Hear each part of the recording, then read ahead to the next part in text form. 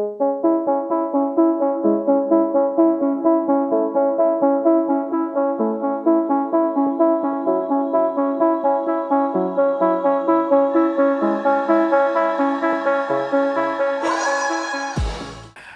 and welcome to Blackout Podcast, where I get to talk to amazing people that do amazing things. And today, after a lot of trying to make it happen, but COVID kind of messed things up.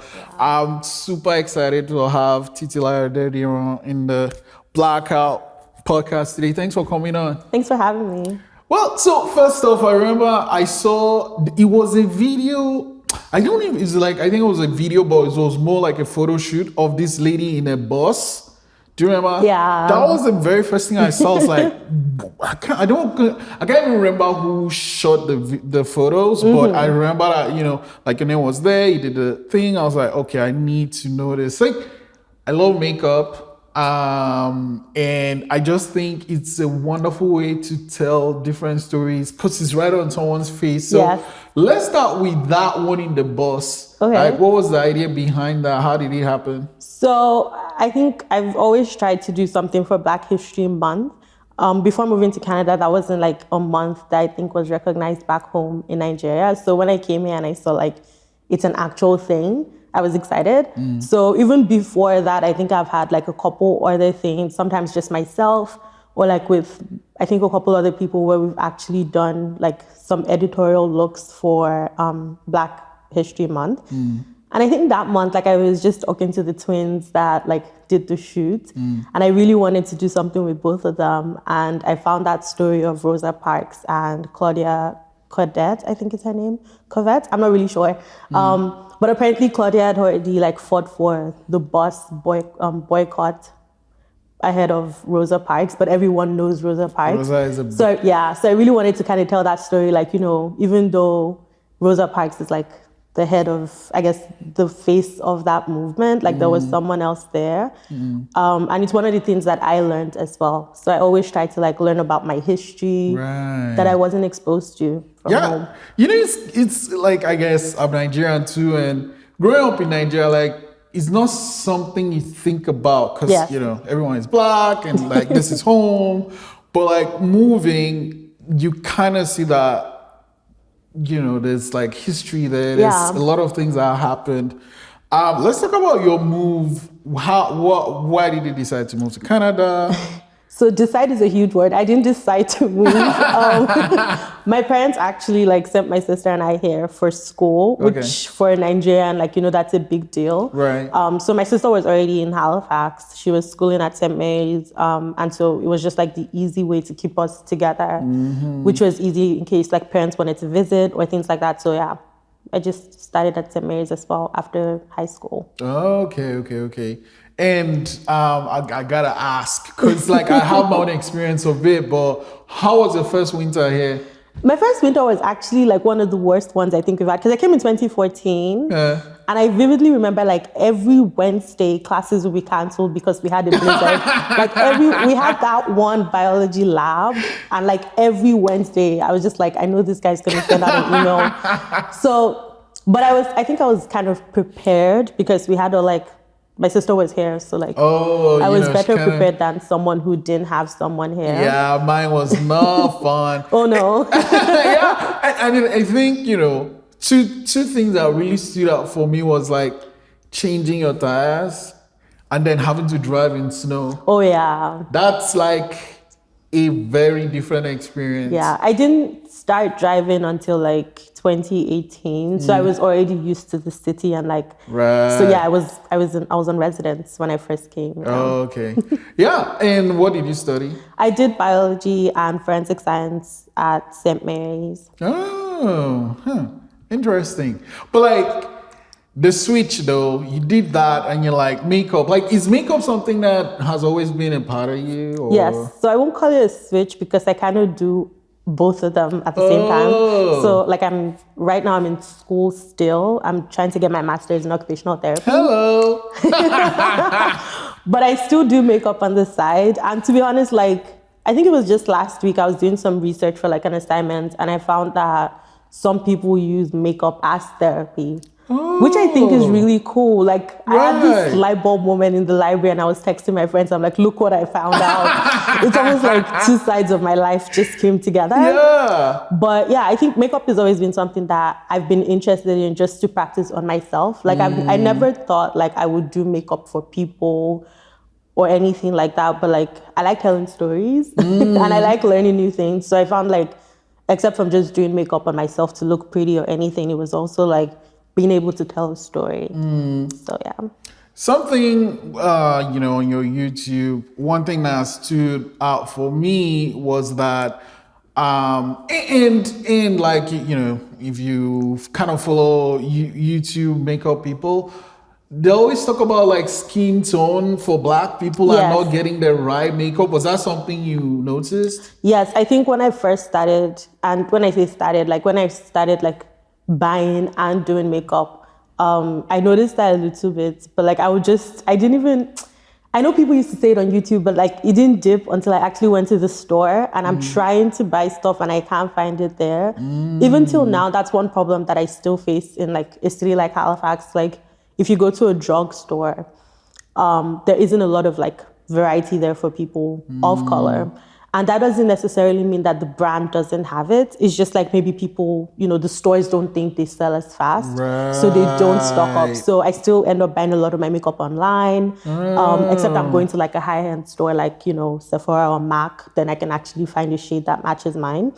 But for affordable products, like still, It's no. crazy. Yeah. So, but isn't that what made the artist really rich now? Because she like made all the makeup for. Who? Rihanna? Yeah, yeah. Yeah, I think Rihanna she definitely showed the other brands how much they were missing out. And I think a lot of brands since then have actually come out with more shades. The only issue with that is like when you see how affordable those things are, like I think a Fenty foundation, which I do have one and I love it, still costs about $40 to $42. Whereas like if I was a different skin tone, I could go into Walmart and get like a foundation for like $12. Right. So that's the difference there. It's like, it's not like there isn't any available. It's You just have to. It's premium. Exactly. Yeah. I mean, but do you notice that that's changing? I think it's definitely changing. I think most brands, like especially with like Fenty Beauty, I remember then, oh God, everybody was calling out everybody like, see what Rihanna did, and she's an artist, like you've been in the business way longer. But at the end of the day, like I said, it's not like the brands aren't doing the work to put in those shades. Even like smaller companies or like actual drugstores in your location also need to do the work to actually stock them up there. If not, you just end up in that cycle where you're ordering online or like having to just buy premium because that's what's available to you. Yeah. Yeah. So does that like, if you're say working on a client that's like lighter skin tone color, like does that affect prices when you're like? Yes, I think it does. Like, I mean, lighter skin tones for me is easier to find products because that's what's readily available to me. But like when I'm shopping for like darker skin tones, I find myself having to like either shop online or like go really far to find what I'm looking for. Oh man, you kind of have to plan it. Okay, so let's rewind just a bit. You do forensic science, biology and stuff, but like you're doing this makeup on yourself, right? Yes. It's all good. And I'm guessing a friend is like, do you want to do it on me? But like, at what point did it become, okay, I'm just doing it for my friends to, okay, I'm going to make faces by TT? Okay, good question.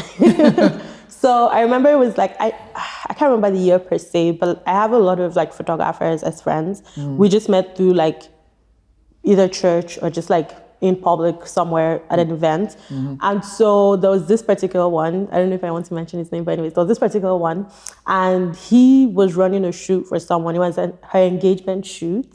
And he's like, she doesn't know how to do her makeup. I was like, okay. He's like, I'm going to send her to your house and you're going to do her makeup for her engagement shoot. And bear in mind, she's someone who's lighter than me. like she's someone and I haven't worked with anyone before. So I was really scared. I was like, don't do this. And he legit gave her my address, like, Right. you know, my buzzer code, everything. And like within like an hour, she's at my house. Wow. And I can't send her away because it's like, She's already there. she's there. At the time, I was only filming videos for YouTube. Yeah. Doing makeup for myself. So, and it wasn't like they were the best videos or anything, but like, big to audience, so your oh no, videos like look this well. was like sometimes I look at my old pictures and I'm like, oh no, oh no. But then she's there and like, you know, she's actually desperate trying to like do her makeup for her engagement shoot. And I'm like, okay, well, there's no way I'm sending you away not doing this. And so I did her makeup and, you know, they had the shoot and everything. I remember when she left my house, I actually texted my friend. I'm like, I'm so sorry for what you see on her face. Oh, like, no. No, I legit texted him. And so I think 2 weeks later, like the shoot came out. They actually went through with like, you know, they did the wedding. And I started getting like calls from people who attended the wedding and they're like, oh, like, did you do the wedding makeup? I'm like, no. They're like, oh, but you did the engagement one. Like, yeah, they're like, oh, they want to book me to do their makeup for their event. And I'm like, okay, like, sure.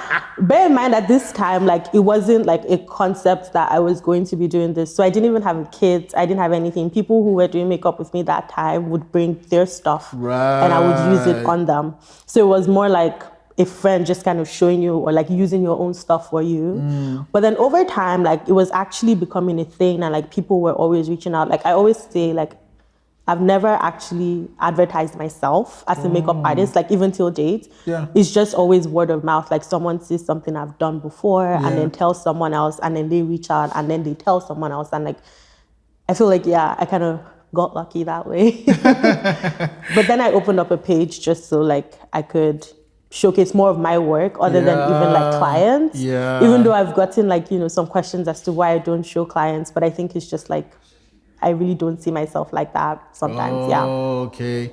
Yeah. So like you said you didn't have your kit then. Talk me through what you'd put in the kit. Okay. So I guess the basics are like foundation and concealer.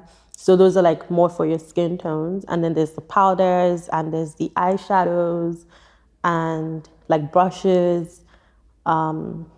Just the basics would be the foundation and the concealer though. Okay, so now I come in, I'm a client, I'm like, okay, do my thing. Do they ever like say I want this or do they just wait for you to like work on them? So usually I ask people if they already know what they want because I've run into situations where I've tried to take creative control without asking. And I find that like no matter how good the look is, like that person won't like it because they had something else in mind. Yeah. So I learned the hard way. What happened? I think there was this lady like I made up and even when I was doing it, I was like, nah, you're doing a good job. I was like, girl, this is good. This is good quality work. And I was so proud of myself. Yeah. And like when I was done, she checked the mirror and she's like, she doesn't like it. Like, this is too much. That's too much. All this. I'm like, like, and I think she was a mom to someone, like to a bride that I was catering for. And I legit, like in my mind, I was like, on my wedding day, like whoever does my mom's makeup better does it like this. Like I was so proud of myself, but she didn't like it. And that's because in her head, she already had a look that she wanted. Yeah. And I just didn't think to ask because sometimes when I'm doing makeup for, I guess, older people, most of them are just like, oh, I don't know, just, you know, make me look myself. So I kind of just assumed that she was going to be the same. And, you know, I learned the hard way and I never assume. And I always ask people now, like, is there a look you're going for? Because then we can try and work with that. Yeah. Yeah. So is there a ratio of people that are coming saying, I want this to people that just let you do stuff? Which one is more? I think obviously people that just let me do stuff are like a lot more. Just because some people or most people I think that hire me don't really do a lot of makeup like on their own. Oh, okay. So maybe it's just like a special event or things and they just want to look extra nice. Gotcha. As opposed to people who like do the research and find things and then show me. Yeah. So what decides the type of makeup and the intensity, all that stuff you do on a person? Like for me or for them?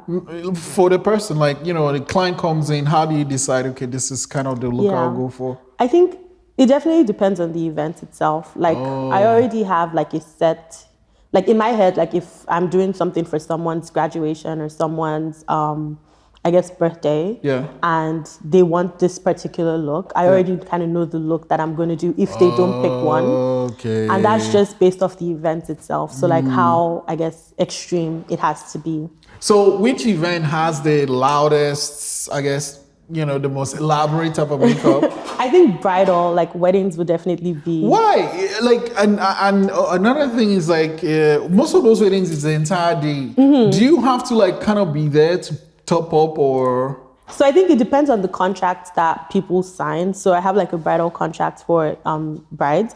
And so some weddings, like we always assume it's like the entire day, but I've seen like different types of like, I guess, events, weddings. There's some people who maybe it's only a civil wedding and so they only need me for an hour or they only need to have the makeup on for an hour. Okay. Or there's people where like the wedding's in the evening and they're only going to keep it up for like a certain number of hours. I think I've only had like a handful where it's been the entire day and the contract has been based on me like doing touch-ups throughout the entire day. Jeez. Yeah. God damn. Then when you started, before you got your contracts and all these things, did you have issues with pricing and how did you solve that? Definitely. I think even now with like contracts, there's still issues with pricing. Like being someone who's not, I guess having your own business always comes with that where people try to like negotiate. Yeah. The issue with that is like I think I personally got to a point where I had to value the work that I was doing. Right. And so I don't argue with people about prices anymore. I know at first, like the issue used to be, I said people would bring their own things and I'll use it for them and people would argue based, oh, well, it's my makeup anyways. So I solved that issue by getting makeup for everyone. So now, even if you're telling me I'm going to bring my foundation and we'll use that, I'm like, that's fine. Like you can bring your foundation, but I have mine. So like, it's not really a matter of like, because it's yours. So that kind of solved that issue a little bit. Yeah. But then there was even the idea of just like, oh, makeup isn't something that should be that expensive. Like the application shouldn't, but it's, it's at least an hour of my life every time. And that's pretty expensive. So what I did was I stopped arguing with people. Like if I tell you my price and you're not, you don't agree with it or you can't afford it, I usually refer to someone else. Like at least I'm that good to like tell you, okay, there's this person that may hear you out. But yeah, I try not to tweak my prices. Yeah, I think you mentioning that, something that comes to mind is that valuing yourself. Like I've, put in the work, I've done these things, I'm using, so I kind of know where I'm at and maybe we are just not the right fit right now. Exactly, yes. And I think recognizing that is very important because I know before I used to I would break my back just to make sure everyone had my service. And I mean, I guess it was good because, again, like I said, majority of my accomplishments has been through word of mouth. Like I haven't really advertised myself to anyone ever. It's, oh, this person, said this. So maybe it was someone that didn't pay full price that told them. It's like, I paid X and you're like, no. No, but like at that point it was like all business is good business. But like, I think as I've grown and, even the time that I have now, it's like, okay, well, I understand. Thank you. But like maybe try this person instead. Here's the thing though, you're Nigerian, you're in a different country, you have friends and family. Like, do you ever have that issue about the friends, like, just hook me up and stuff?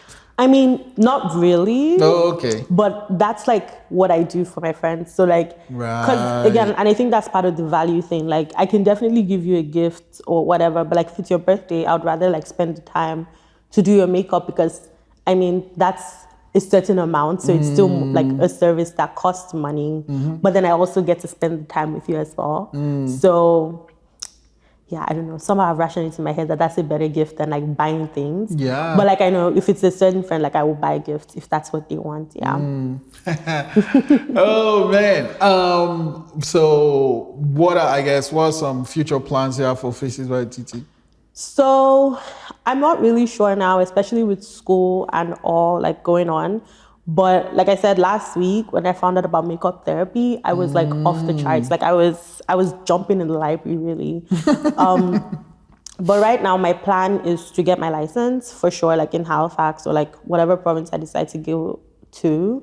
I think that's important. And just to learn a little more, like I don't think I'm at that point where I've learned it all. And everything I learned was through YouTube. So it wasn't even like I actually had like a sit down. Okay, talk me through this. What did you find out with the makeup therapy thing? Okay, so I think what I was researching particularly was for older people with dementia, especially women. Like they found, I think their group therapy for the week was to take them to a salon and actually like teach them how to do their makeup. And so not only did it like elevate some of the symptoms of depression that they would usually have, based off their illness, but then it also like made them look forward to doing that every week. So I thought it was kind of cool. Like I definitely like say by myself sometimes, I used to say to myself, like, this is therapy.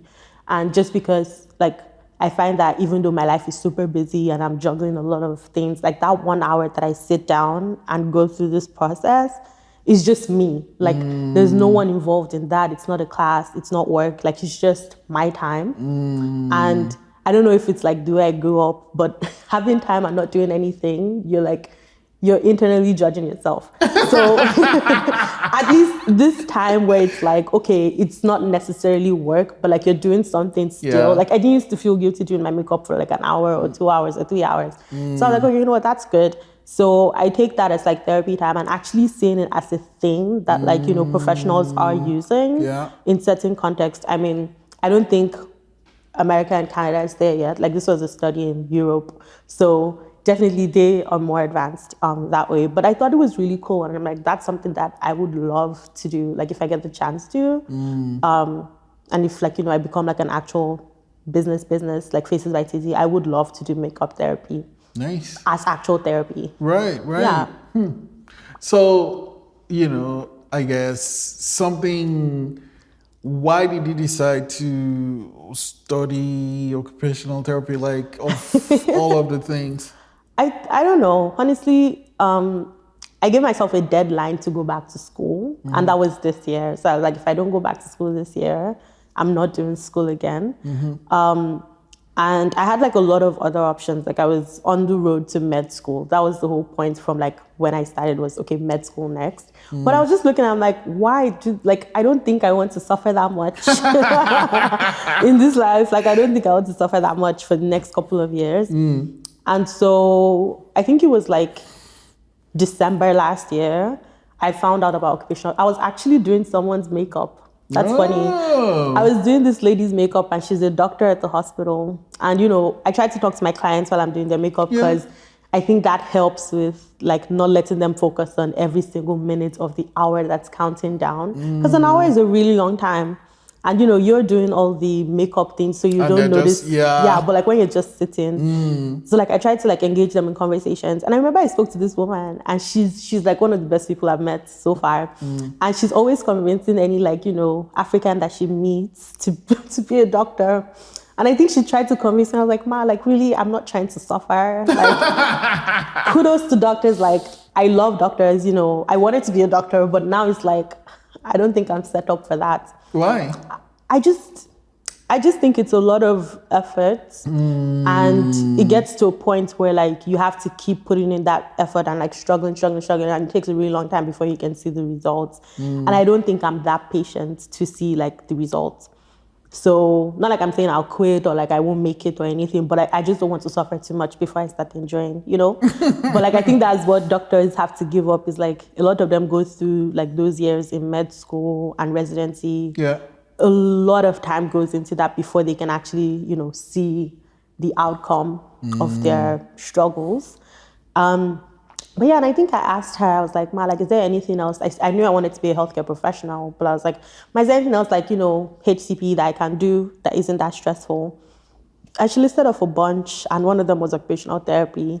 And I know I went back and I was doing my research, and I think the one I was most qualified for at the time was occupational therapy. So I was like, okay, you know what?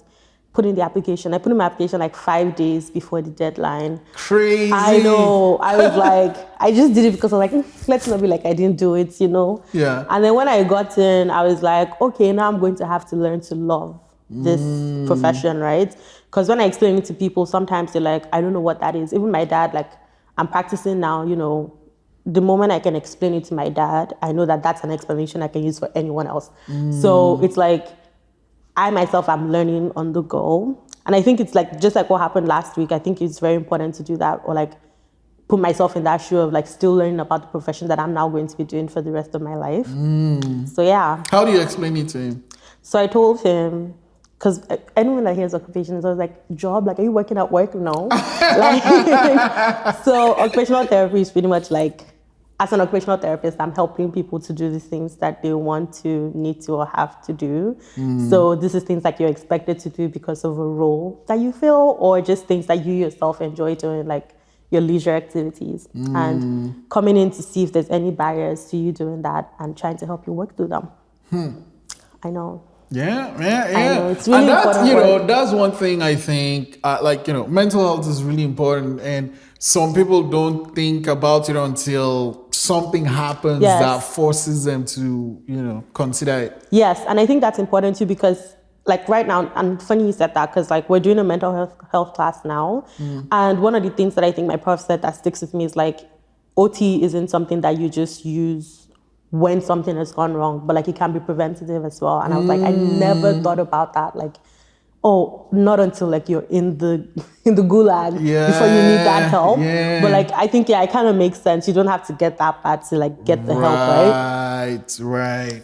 Yeah. Wow. Okay. Super interesting to talk to you. So like, is, I guess, makeup now, occupational therapy, something that kind of stands out is that you are helping people to like look or be the version, like how they see themselves inside. Is that something important to you? I think it is. And honestly, like until you mentioned that, like I just put two and two together and I'm like, that's actually what it is. And I think it's more of a subconscious thing, not like, I mean, obviously I would like to do that consciously, but it's even more subconscious now where like, I'm just making decisions towards that anyways. Yeah. And you're like, oh, Titi's gonna make me look good today. And then in a few years, Titi's gonna make me feel good today. And like you combine the two, it's pretty neat. Okay, so I'm gonna let you go with this question. Okay. You've done this a couple of years now. What are some things that you wish you knew when you started? Started makeup? Yeah. Definitely like the value of just what it is. Like I said, it wasn't something I decided I wanted to do. Like, for lack of a better term, something I was pushed into doing. I'm happy. I'm happy with that shove. Like that was very productive, shoving into doing something. Yeah. But I would say like I wish I knew the value of what it is that I had. I started off on YouTube. I'm still on YouTube, not as consistent. But part of the like inconsistency I'll say I have is based off me not knowing how important it is. Like it's not until someone tells me, or like I hear people saying, oh, like I was using your tutorial the other day for this important event or important meeting, that I'm like, oh geez, like maybe I should put out more tutorials. Like it takes, I think I wish I knew how important it was, and it still is, and how like much impact it has on people, both people near me, like my friends, or even people that I don't know. Like now I walk into events and they're like, I know you from somewhere, and I'm like, right, huh, where? Oh, YouTube. And I'm like, oh, okay, that's pretty interesting. Yeah, and that's something that I think I'm still trying to like learn and appreciate every day. Wow. This is awesome talking to you. Thank you for, coming on the podcast today and for sharing all these things. And I can't wait to, come and get makeup and therapy at the same time. No worries. Thank you so much for having me. It was nice talking to you too.